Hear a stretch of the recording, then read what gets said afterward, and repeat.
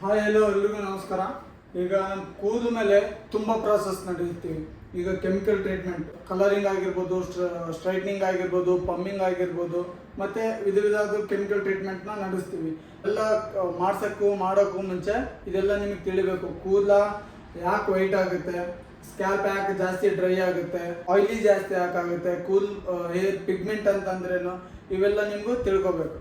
ಇವೆಲ್ಲ ತಿಳ್ಕೊಬೇಕಂತಂದ್ರೆ ಈಗ ನಮ್ಮ ಚಾನಲ್ನ ಸಬ್ಸ್ಕ್ರೈಬ್ ಮಾಡಿ, ಫಾಲೋ ಮಾಡಿ. ಈಗ ನಮ್ಮ ಕೂದಲ ಬೆಳಿಬೇಕು ಅಂತಂದ್ರೆ ನಮ್ಮಲ್ಲಿ ಏರ್ ಫಾಲಿಕಲ್ ಇರಬೇಕು. ಏರ್ ಫಾಲಿಕಲ್ ಎಲ್ಲೆಲ್ಲಿ ಇರುತ್ತೋ ಅಲ್ಲಿ ಮಾತ್ರ ನಮಗೆ ಕೂದಲ ಬೆಳೆಯುತ್ತೆ. ಈಗ ಏರ್ ಫಾಲಿಕಲ್ ಎಲ್ಲೆಲ್ಲಿ ನಮ್ಮ ಬಾಡಿಲಿ ಎಲ್ಲ ಜಾಗದಲ್ಲಿ ಇರುತ್ತೆ, ಕೆಲವೊಂದು ಜಾಗದಲ್ಲಿ ಬಿಟ್ಟು. ಎಲ್ಲಿ ಅಂತಂದ್ರೆ ಅಂಗೈ ಮೇಲೆ, ಮತ್ತೆ ಕಣ್ರೆಪ್ಪೆ ಮೇಲೆ, ಮತ್ತೆ ಲಿಪ್ಸ್ ಮೇಲೆ, ಮತ್ತೆ ಅಂಗಾಲ್ ಮೇಲೆ. ಇಲ್ಲಿ ಬಿಟ್ಟು ಉಳುಕಿದ್ದೆಲ್ಲ ಕಡೆ ನಮ್ಗೆ ಏರ್ ಫಾಲಿಕಲ್ ಇರುತ್ತೆ, ಕೂದಲು ಕೂಡ ಗ್ರೋತ್ ಆಗುತ್ತೆ. ಒಂದು ವೇಳೆ ಏರ್ ಫಾಲಿಕಲ್ ಇಲ್ಲ ಅಂತಂತಂದ್ರೆ ಅಲ್ಲಿ ಕೂದಲು ಬೆಳೆಯೋಕ್ಕೆ ಚಾನ್ಸೇ ಇಲ್ಲ ಅಂತ ಅರ್ಥ. ನಮ್ಮ ತಲೆ ಮೇಲೆ ಎಷ್ಟು ಫಾಲಿಕಲ್ಸ್ ಇರ್ತಾವ ಅಂತಂತಂದ್ರೆ 90,000 ಇಂದ ಹಿಡಿದು 1.5 lakh ವರೆಗೂ ಏರ್ ಫಾಲಿಕಲ್ ಇರುತ್ತೆ. ಅದು ನಮ್ಗೆ ಏಜ್ ಆದಂತೆ ಫಾಲಿಕಲ್ಸ್ ಕಡಿಮೆ ಆಗ್ತಾ ಹೋಗುತ್ತೆ, ಹಂಗೆ ನಮ್ಮ ಕೂದಲು ಬೆಳವಣಿಗೆ ಕೂಡ ಕಮ್ಮಿ ಆಗ್ತಾ ಹೋಗುತ್ತೆ. ನಿಮ್ಗೆ ಗೊತ್ತಾಯ್ತಲ್ಲ ನಮ್ಮ ಹೇರು ಹೆಂಗ್ ಗ್ರೋತ್ ಆಗುತ್ತೆ, ಯಾವ್ದ್ರಲ್ಲಿಂದ ಗ್ರೋತ್ ಆಗುತ್ತೆ, ಫಾಲಿಕಲ್ ಇದ್ರೇನೆ ಗ್ರೋತ್ ಆಗುತ್ತೆ ಅಂತ ಗೊತ್ತಾಯ್ತಲ್ಲ. ಫಾಲಿಕಲ್ ಇದ್ರೆ ಕೂದಲ ಬೆಳೆಯೋಕ್ಕೆ ಕಾರಣ ಏನಂತ ತಿಳ್ಕೊಳ್ಳೋಣ. ಕೂದಲ ಆಲ್ರೆಡಿ ನಿಮಗೆ ಫಾಲಿಕಲ್ ಇದೆ, ಅದು ಗ್ರೋತ್ ಚೆನ್ನಾಗಾಗ್ಲಿಕ್ಕೆ ಕಾರಣ ಕೆರಟಿನ್ ಎಂಬ ಪ್ರೋಟೀನ್. ಈ ಕೆರಟಿನ್ ಎಂಬ ಪ್ರೋಟೀನ್ ಯಾವ ಥರ ಉತ್ಪತ್ತಿ ಆಗುತ್ತೆ ಅಂತಂದರೆ 5 ಐಟಮ್ ಇಂದ ನಮಗೆ ಕೆರಟಿನ್ ಉತ್ಪಾದನೆ ಆಗುತ್ತೆ. ಈಗ carbon, oxygen, nitrogen, hydrogen and sulphur, ಇವು 5 ಐಟಮ್ ಇಂದ ಅಮಿನೋ ಆಸಿಡ್ ಅನ್ನೋದೊಂದು ತಯಾರಾಗುತ್ತೆ. ಅದರಿಂದ ನಮಗೆ ಕೆರಟಿನ್ ಉತ್ಪತ್ತಿ ಆಗ್ತಾ ಹೋಗುತ್ತೆ. ನಿಮಗೆ ಗೊತ್ತಾಗಿರ್ಬೋದು, ಏರ್ ಫಾಲಿಕಲ್ ಇರಬೇಕು, ಅದಾದ್ಮೇಲೆ ನಮಗೆ ಕೆರಟಿನ್ ಎಂಬ ಪ್ರೋಟೀನ್ ಇಂದ ನಮಗೆ ಕೂದಲ ಉತ್ಪಾದನೆ ಆಗುತ್ತೆ ಅಂತ ನಿಮಗೆ ಗೊತ್ತಾಯ್ತು. ಈಗ ವೈಟ್ ಬೋರ್ಡ್ ಮೇಲೆ ಇನ್ನೂ ಡೀಟೇಲ್ ಆಗಿ ತಿಳ್ಕೊಳ್ಳೋಣ.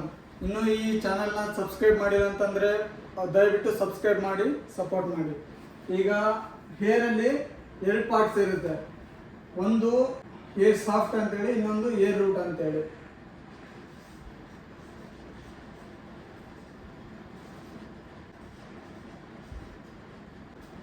ಒಂದು ಏರ್ ಸಾಫ್ಟ್, ಇನ್ನೊಂದು ಏರ್ ರೂಟ್.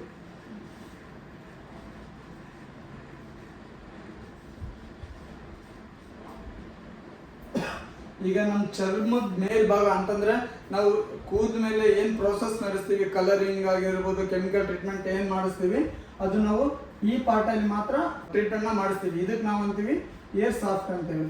ಈಗ ನಾವು ನಮಗೆ ಕಣ್ಣಿಗೆ ಕಾಣೋದನ್ನ ಏರ್ ಸಾಫ್ಟ್ ಅಂತೀವಿ. ಇದೇನಿರುತ್ತಲ್ಲ ಅಂದರೆ ನಮ್ಮ ಸ್ಕಿನ್ನ ಒಳಗಡೆ, ಅದಕ್ಕೆ ನಾವು ಏರ್ ರೂಟ್ ಅಂತ ಕರಿತೀವಿ. ಏರ್ ರೂಟ್ ಬಗ್ಗೆ ಡೀಟೇಲ್ ಆಗಿ ತಿಳ್ಕೊಳ್ಳೋಣ. ಪಾರ್ಟ್ ಫಸ್ಟಲ್ಲಿ ಏರ್ ರೂಟ್ ಬಗ್ಗೆ ನಾವು ನೀಟಾಗಿ ತಿಳ್ಕೊಳ್ಳೋಣ. ಈಗ ನಮಗೆ ಡ್ಯಾಂಡ್ರಫ್ ಎಲ್ಲಿ ಜಮಾ ಆಗುತ್ತೋ ಮೇಲ್ಪದ್ರಲ್ಲಿ, ಅದಕ್ಕೆ ನಾವು ಎಪಿಡರ್ಮಿಸ್ ಅಂತ ಕರಿತೀವಿ. ಈಗ ನಮ್ಮದು ಏರ್ ಫಾಲಿಕಲ್ ಅಂದರೆ ಏರ್ ರೂಟ್ ಎಲ್ಲಿ ಇರುತ್ತೋ ಅದಕ್ಕೆ ನಾವು ಡರ್ಮಿಸ್ ಅಂತೀವಿ. ಅಂದರೆ ಸ್ಕಿನ್ನ 2 ಲೇಯರ್ ನಮ್ಮ ಡರ್ಮಿಸ್ ಕೆಳಗಡೆ ಹೈಪೋಡರ್ಮಿಸ್ ಅನ್ನೋ ಮಸಲ್ಸ್ ಇರುತ್ತೆ, ಅಂದರೆ ಲೇಯರ್ ಇರುತ್ತೆ. ಅದ್ರ ಬಗ್ಗೆ ನಮಗೆ ಅವಶ್ಯಕತೆ ಇಲ್ಲ, ಯಾಕಂತಂದರೆ ನಮ್ಮ ಹೇರ್ ರೂಟ್ ಬಂದು ಡರ್ಮಿಸಲ್ಲೇ ಇರುತ್ತೆ. ನಾವೀಗ ಅದ್ರ ಬಗ್ಗೆ ಡೀಟೇಲ್ ಆಗಿ ತಿಳ್ಕೊಳ್ಳೋಣ. ಈಗ ಹೇರ್ ಫಾಲಿಕಲ್, ಈಗ ನಮ್ಮದು ಇಲ್ಲಿ ಏರ್ ಫಾಲಿಕಲ್ ಇದೆ. ನಾವು ಆಹಾರ ಸೇವಿಸಿದಂಥದ್ದೆಲ್ಲ ನಮಗೆ ಬ್ಲಡ್ಡಿನ ಮೂಲಕ ಏರ್ ಫಾಲಿಕಲ್ಗೆ ಹೋಗುತ್ತೆ. ಅದು ಏರ್ ಪಪೀಲ ಬಂದು ನಮ್ಮ ಹೇರಲ್ಲಿ ಕೆರಟಿನ್ನ ಉತ್ಪತ್ತಿ ಮಾಡುತ್ತೆ, ಕೆರಟಿನ್ ಉತ್ಪಾದನೆ ಆಗುತ್ತೆ. ಕೆರಟಿನ್ ಉತ್ಪಾದನೆ ಆದಂಥದ್ದು ಹೇರ್ ಪಪಿಲೆಯಿಂದ ನಮಗೆ ಕೂದಲಿಗೆ ಯಾವಾಗಲೂ ಪ್ರೋಟೀನ್ ಹೋಗಲ್ಲ. ಏರ್ ಪಪಿಲ ಹೇರ್ ಬಲ್ಬ್ಗೆ ಕೆರಟಿನ್ನ ಕಳಿಸುತ್ತೆ, ಅಂದರೆ ಏರ್ ಪ್ರೋಟೀನ್ನ ಕಳಿಸುತ್ತೆ. ಅಲ್ಲಿ ಹೇರ್ ಬಲ್ಬ್ ಇದ್ದು ನಮಗೆ ಸ್ಟೋರ್ ಮಾಡ್ಕೊಂಡು ಅಲ್ಲಿಂದ ನಮಗೆ ನಿಧಾನವಾಗಿ ಏರ್ ಪ್ರೋಟೀನ್ನ ಕಳಿಸಿ ಏರ್ ಬೆಳೆಯೋ ಥರ ನಮಗೆ ಹೆಲ್ಪ್ ಮಾಡುತ್ತೆ. ಈಗ ಹೇರ್ ಬಲ್ಬ್ ಬಗ್ಗೆ ನಾವು ಇನ್ನೂ ಡೀಟೇಲ್ಸ್ ಆಗಿ ತಿಳ್ಕೋಬೇಕು ಅಂತಂತಂದ್ರೆ, ಈ ಏರ್ ಬಲ್ಬಲ್ಲಿ ನಮಗೆ ಮ್ಯಾಟ್ರಿಕ್ಸ್ ಉತ್ಪಾದನೆ ಆಗುತ್ತೆ. ಮ್ಯಾಟ್ರಿಕ್ಸ್ ಇಂದ ಮೆಲಿನೋಸ್ಟ್ರೇನ್ ಉತ್ಪಾದನೆ ಆಗುತ್ತೆ. ಮೆಲಿನೋಸ್ಟ್ರೇನ್ ಒಂದು ನಮಗೆ ಸೆಲ್ಸ್ ತರ ಕೆಲಸ ಮಾಡುತ್ತೆ. ಗೊತ್ತಾಯ್ತಲ್ಲ ನಿಮ್ಗೆ, ಏರ್ ಬಲ್ಬ್ ಇಂದ ಮ್ಯಾಟ್ರಿಕ್ಸ್ ಉತ್ಪಾದನೆ ಆಗುತ್ತೆ, ಅಲ್ಲಿಂದ ಮೆಲಿನೋಸ್ಟ್ರೇನ್ ಸೆಲ್ಸ್ ಉತ್ಪಾದನೆ ಆಗುತ್ತೆ. ಮೆಲಿನೋಸ್ಟ್ರೇನ್ ಇಂದ ಮಿಲೇನಿಯನ್ ಉತ್ಪಾದನೆ ಆಗುತ್ತೆ. ಮಿಲೇನಿಯನ್ ಅಲ್ಲಿ 2 ತರ ಪಾರ್ಟ್ ಬರುತ್ತೆ, ಒಂದು ಯು ಮಿಲೇನಿಯನ್, ಪಿ ಮಿಲೇನಿಯನ್ ಉತ್ಪಾದನೆ ಆಗುತ್ತೆ. ಅದ್ರ ಬಗ್ಗೆ ನಾವು ಡೀಟೇಲ್ ಆಗಿ ಒಂದು ಪಾರ್ಟ್ ಮಾಡೋಣ, ಅದರಲ್ಲೆಲ್ಲ ನಾವು ನೀಟಾಗಿ ತಿಳ್ಕೊಳ್ಳೋಣ.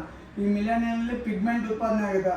ಪಿಗ್ಮೆಂಟ್ ಅಂತಂತಂದ್ರೆ ರೆಡ್, ಬ್ಲೂ, ಯೆಲ್ಲೋ, ಇದು ಆಲ್ರೆಡಿ ನಮ್ಮ ಹೇರ್ ಅಲ್ಲಿ ಇರುತ್ತೆ. ಇದು ನಮಗೆ ಗಾಡ್ ಗಿಫ್ಟೆಡ್ ಆಗಿದೆ.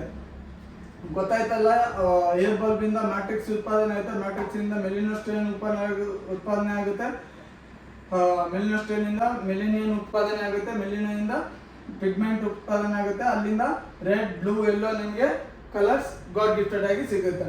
ಈಗ ನಿಮಗೆ ಏರ್ ಬಲ್ಬ್ ಬಗ್ಗೆ ಡೀಟೇಲ್ ಆಗಿ ಗೊತ್ತಾಯ್ತು. ಈಗ ನಾವು ಹೋಗೋಣ ಸಿಬಮ್ ನಮ್ಮ ಕೂದಲಲ್ಲಿ ಏನ್ ಕೆಲಸ ಮಾಡುತ್ತೆ ಅಂತಂತಂದ್ರೆ, ಇದು ನಮಗೆ ನ್ಯಾಚುರಲ್ ಆಯಿಲ್ ಪ್ರೊಡ್ಯೂಸ್ ಮಾಡುತ್ತೆ. ಅಂದ್ರೆ ಇದು ಒಂದು ಕೂದಲು ಒಂದೇ ಅಟ್ಯಾಚ್ ಆಗಿರುತ್ತೆ. ಇದು ನಮ್ಮ ಕೂದಲಲ್ಲಿ ನ್ಯಾಚುರಲ್ ಆಯಿಲ್ ಪ್ರೊಡ್ಯೂಸ್ ಮಾಡುತ್ತೆ.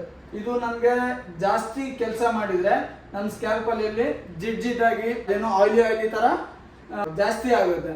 ಅದೇ ನಾರ್ಮಲ್ ವರ್ಕ್ ಮಾಡಿದ್ರೆ ನಮ್ಮ ಸ್ಕ್ಯಾಲ್ಪ್ ನಾರ್ಮಲ್ ಆಗಿರುತ್ತೆ, ಚೆನ್ನಾಗಿರುತ್ತೆ. ಅದೇ ಇದು ವರ್ಕ್ ಮಾಡೋದು ಬಿಟ್ಬಿಟ್ರೆ ಡ್ರೈ ಆಗಿ ಫುಲ್ ಡ್ಯಾಂಡ್ರಫ್ ಆ ತರ ನಮ್ಮ ಸ್ಕ್ಯಾಲ್ಪ್ ಎಲ್ಲ ಡ್ರೈ ಆಗಿಬಿಡುತ್ತೆ. ನಿಮ್ಗೆ ಗೊತ್ತಾಗಿರ್ಬೋದು, ಇದ್ರದ್ದು ಜಾಸ್ತಿ ವರ್ಕ್ ಆಯ್ತು ಅಂತಂದ್ರೆ ಆಯಿಲ್ ಜಾಸ್ತಿ ಆಗುತ್ತೆ, ನಾರ್ಮಲ್ ಇತ್ತಂತಂದ್ರೆ ನಾರ್ಮಲ್ ಇರುತ್ತೆ, ಇಲ್ಲಾಂತಂದ್ರೆ ಇದು ವರ್ಕೇ ಮಾಡಿಲ್ಲ ನಮ್ಮ ಹೇರ್ ಅಲ್ಲಿ ಅಂತಂದ್ರೆ ಮಾಯ್ಶ್ಚರ್ ಕಮ್ಮಿಯಾಗಿ ಸ್ಕ್ಯಾಲ್ಪ್ ಎಲ್ಲ ಡ್ರೈ ಆಗಿರುತ್ತೆ. ಈಗ ಇಂಟ್ರೆಸ್ಟಿಂಗ್ ಏನಂತಂದ್ರೆ ಅರೆಕ್ಟರ್ ಪೀಲಿ ಮಸಲ್, ಇದು ಏನು ನಮ್ಮ ಹೇರ್ ಅಲ್ಲಿ ಸ್ಕ್ಯಾಲ್ಪ್ ಅಲ್ಲಿ ವರ್ಕ್ ಮಾಡುತ್ತೆ ಅಂತಂದ್ರೆ ಈಗ ನಮ್ಗೆ ಗೂಸ್ ಬಂಪ್ಸ್ ಬರುತ್ತೆ. ಇದು ಒಂದು ಸ್ಕ್ಯಾಲ್ಪ್ಗೆ ಅಂದ್ರೆ ಎಪಿಡರ್ಮಿಸ್ಗೆ ಮತ್ತೆ ಡರ್ಮಿಸ್ ಅಂದ್ರೆ ಈಗ ಕೂದಲು ಎರಡಕ್ಕೂ ಅಟ್ಯಾಚ್ ಆಗಿರುತ್ತೆ.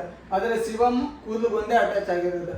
ಈಗ ನಮಗೆ ಗೂಸ್ ಬಂಪ್ಸ್ ಆ ಥರ ಎದಕ್ಕೆ ಬರ್ತಾವ ಅಂತಂದ್ರೆ ಇದು ಒಳಗಡೆ ಮಾಡೋ ವರ್ಕಿಂದ ನಮಗೆ ಗೂಸ್ ಬಂಪ್ಸ್ ಬರುತ್ತೆ. ಅದು ಯಾವ ಥರ ವರ್ಕ್ ಮಾಡುತ್ತೆ ಅಂತಂತಂದ್ರೆ, ಈಗ ನಮಗೆ ಥಂಡಿ ಆಗಲಿ ಆಶ್ಚರ್ಯ ಸಂಗತಿ ಕೇಳಲಿ ಆ ಥರ ಏನಾದರೂ ಆದರೆ ಇದು ಕೂದಲಕ್ಕ ಎಪಿಡರ್ಮಿಸ್ಗೆ ಎಳೆಯುತ್ತೆ, ಅಂದರೆ ಪುಲ್ ಮಾಡ್ಕೊಳ್ಳುತ್ತೆ, ಎಳೆಯುತ್ತೆ. ಅದು ಅವಾಗ ಇದನ್ನ ನಮ್ಮ ಸ್ಕಿನ್ ಎಳೆದಾಗ ಎಲ್ಲ ಕ್ಲೋಸ್ ಆಗುತ್ತೆ. ಅಂದರೆ ಈ ಏರ್ ಏನಿರುತ್ತಲ್ಲ, ಫೋರ್ಸ್ ಇರುತ್ತಲ್ಲ ತಳಗಡೆ, ಆ ಫೋರ್ಸ್ ಕ್ಲೋಸ್ ಆಗುತ್ತೆ.